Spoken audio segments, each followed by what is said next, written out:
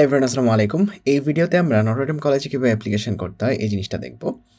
So মূলত একটু free সময় ছিল এবং ছোটো ভাই বোন যারা তোমরা পরীক্ষা দিবা সামনে, সো তোমাদের কীভাবে অ্যাপ্লিকেশনটা করতে হবে, তোমাদের যদি কোনো প্রশ্ন থাকে সেই প্রশ্নগুলো যেন ক্লিয়ার হয়ে যায়, সেজন্য এই ভিডিওটা।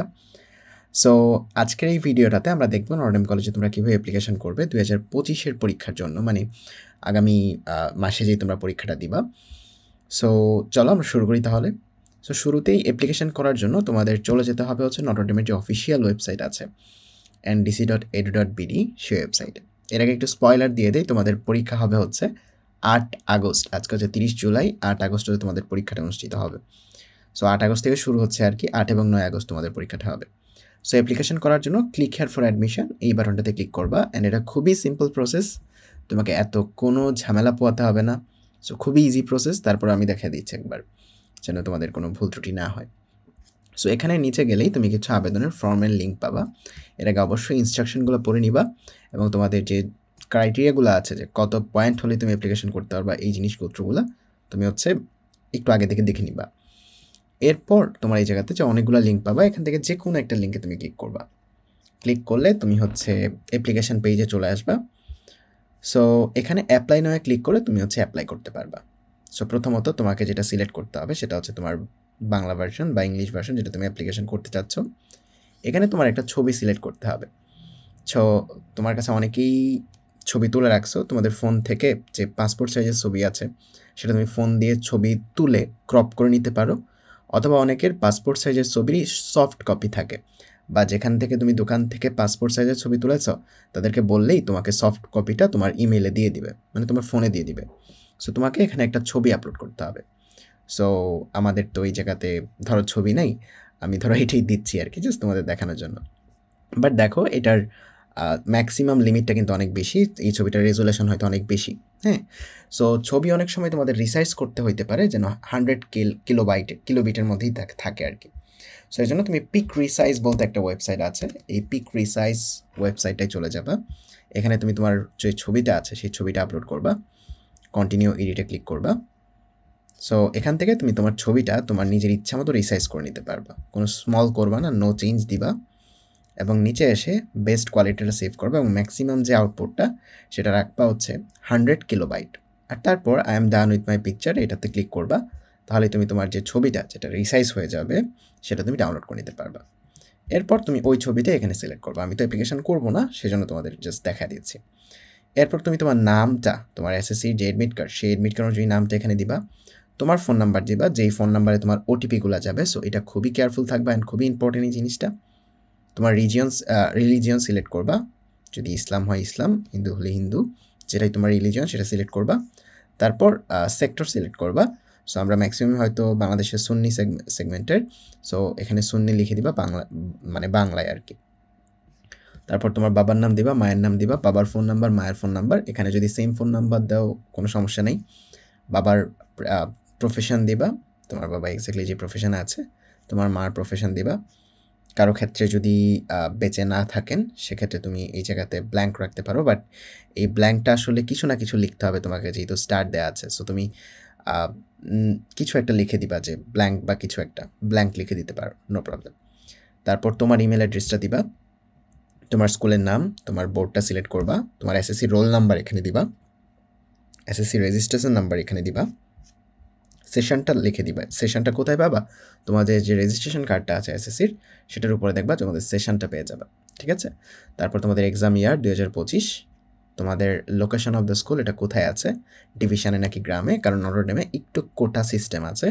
সো বাংলাদেশের প্রত্যন্ত অঞ্চলগুলো থেকে সাধারণত কিছু পার্সেন্টেজ কোটা থাকে, সেটা তুমি সিলেক্ট করবা। এখানে ভুল আসলে সিলেক্ট করার সুযোগ নেই। তারপরে এসএসসির গ্রুপটা সিলেক্ট করবা, তুমি কি বিজ্ঞান বিভাগে নাকি অন্য কোনো বিভাগে ছিলা।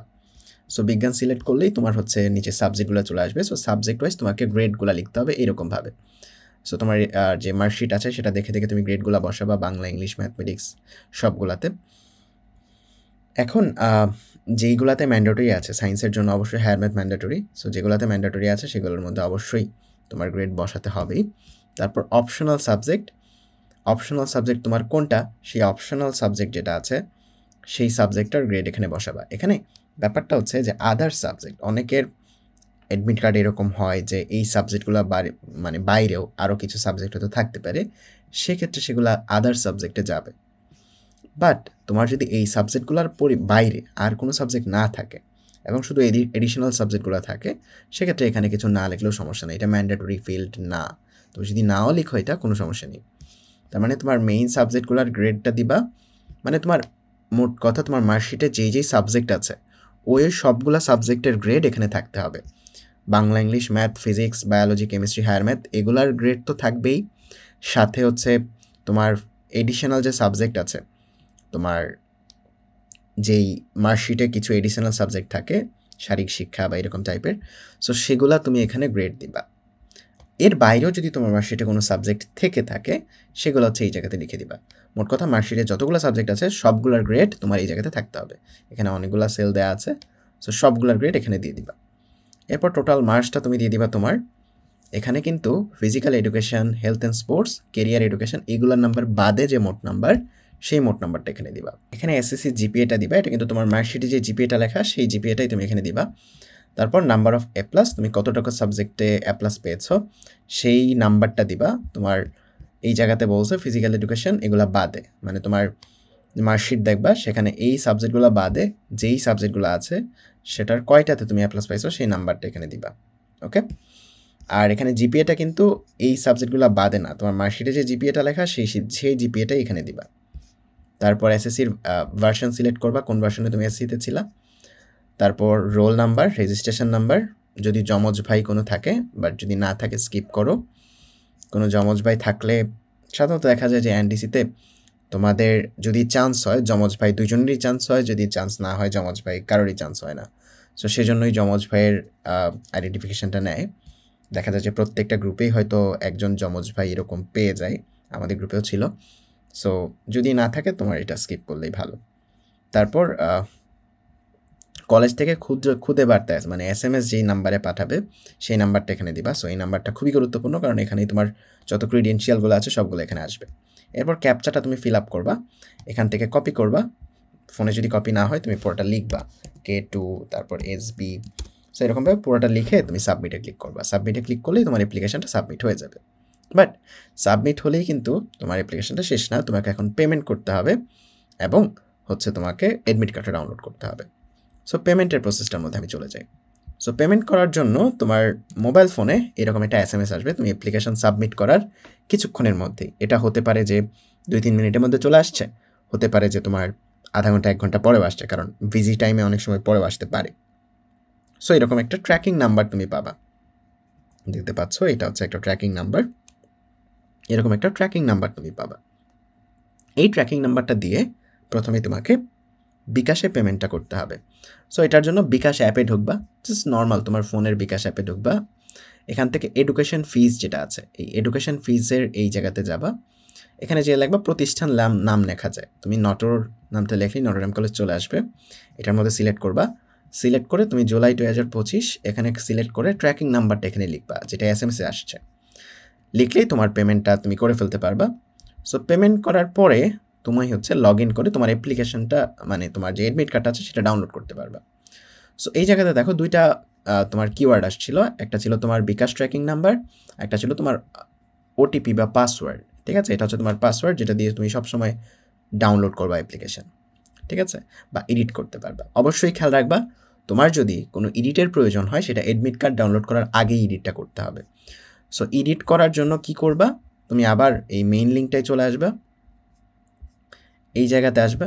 এই জায়গাতে তোমার যে মেইন লিঙ্কটা ছিল সেখানে নিচে দেখো আবেদন সংশোধনের লিঙ্ক, এখানে যে তুমি আরেকবার লগ ইন করতে পারবা। তোমার যে ফোন নাম্বারটা আছে, তোমার যে OTP পাসওয়ার্ডটা আছে যেটা তোমার SMS আসছে, ফোন নাম্বার এবং এই OTP পাসওয়ার্ডটা এটা দিয়ে লগ ইন করে তুমি আগের যে ফর্মটা ফিল আপ করছো সেটা আবার এডিট করতে পারবা, কোনো সমস্যা নেই। বাট সব কিছু যদি ঠিক থাকে তুমি পেমেন্ট করে দাও, এরপরে তোমার কাজ হবে হচ্ছে অ্যাডমিট কার্ড ডাউনলোড করা। অ্যাডমিট কার্ড ডাউনলোড করার জন্য আবার এই যে অ্যাডমিট কার্ড ডাউনলোডের জন্য যে লিঙ্কটা, সেই লিঙ্কগুলোতে ক্লিক করবা। এখানে আবার সেমভাবে তোমার পাসওয়ার্ডটা এবং ফোন নাম্বার দিয়ে লগ ইন করবা। এই যে পাসওয়ার্ড এবং ফোন নাম্বার লগ ইন করলে তুমি তোমার অ্যাপ্লিকেশনটা ডাউনলোড করতে পারবা, তোমার অ্যাডমিট কার্ডটা। সো অ্যাডমিট কার্ডটা দেখতে হবে এরকম, তোমার ইনফরমেশনগুলো থাকবে, সব কিছুই থাকবে। তোমার পরীক্ষার ডেট অ্যান্ড টাইম থাকবে, বিল্ডিং থাকবে, রুম নাম্বার থাকবে। সো এবং এখানে কিছু নির্দেশনা থাকবে। তোমাদের আগেই বলেছিলাম যে পরীক্ষা হবে ৮ তারিখ থেকে শুরু এবং বেশ কিছু শিফটে পরীক্ষা হবে।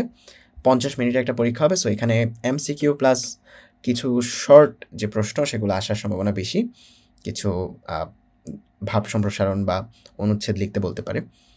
তারপর হচ্ছে তোমার ক্যালকুলেটর কিন্তু এখানে দিচ্ছে, সায়েন্টিফিক ক্যালকুলেটর যেটা এসএসসির জন্য অনুমোদন ছিল, সে ক্যালকুলেটরগুলো কিন্তু দিচ্ছে।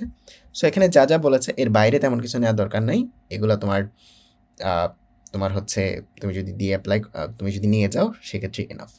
তোমাদের ভর্তি সম্পর্কিত আরও যা, যা ইনফরমেশান আছে সেগুলো কিন্তু অলরেডি আমাদের যে চ্যানেল আছে সেই চ্যানেলের গাইডলাইনগুলোতে তোমাকে আপলোড করে দেওয়া হয়।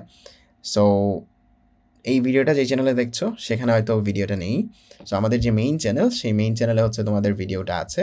সো এই চ্যানেলে তোমরা একটা গাইডলাইন ভিডিও পেয়ে যাবা, যে গাইডলাইন ভিডিওতে তোমাদের পরীক্ষার প্রশ্ন প্যাটার্ন কেমন হবে বা তোমাদের বিভিন্ন প্রশ্ন পরীক্ষার হলে টাইম ম্যানেজমেন্ট কীভাবে করবা এই জিনিসগুলো এখানে আপলোড করা আছে। সো দেখে নিও। অ্যান্ড তোমরা যারা আমার কাছে ফিজিক্স পড়তে চাও তারা আমার ২৭ ব্যাচের যে ফিজিক্স কোর্স আছে সেখানে জয়েন করে যেতে পারো। সো এই লিঙ্কটাই যাবা, গুগলে যে ইসি ক্রেডার্স থেকে সার্চ করবা বা ডিসক্রিপশন বক্সে লিঙ্ক দেওয়া থাকবে, এখান থেকে কোর্সেসে গেলেই তুমি আমার ২৭ ব্যাচের কোর্স পেয়ে যাবা। সো এখানে অলরেডি আমরা ভেক্টরের ৭টা ক্লাস শেষ করে ফেলছি, এরপর গতিবিদ্যা শুরু করব আমরা। এখানে ডেমো ক্লাসও আছে, আমার যে মেইন চ্যানেলটা আছে এখানে তুমি যে অনেক ডেমো ক্লাস দেখে নিতে পারবা, যেই ক্লাসটা তোমার ভালো লাগে আর কি। সো যারা যারা পড়তে চাও আমার কাছে যুক্ত হয়ে যেতে পারো। এই তো। সো আর কোনো প্রশ্ন থাকলে কমেন্টে জানাবা। আল্লাহ হাফেজ, ভালো থেকো সবাই।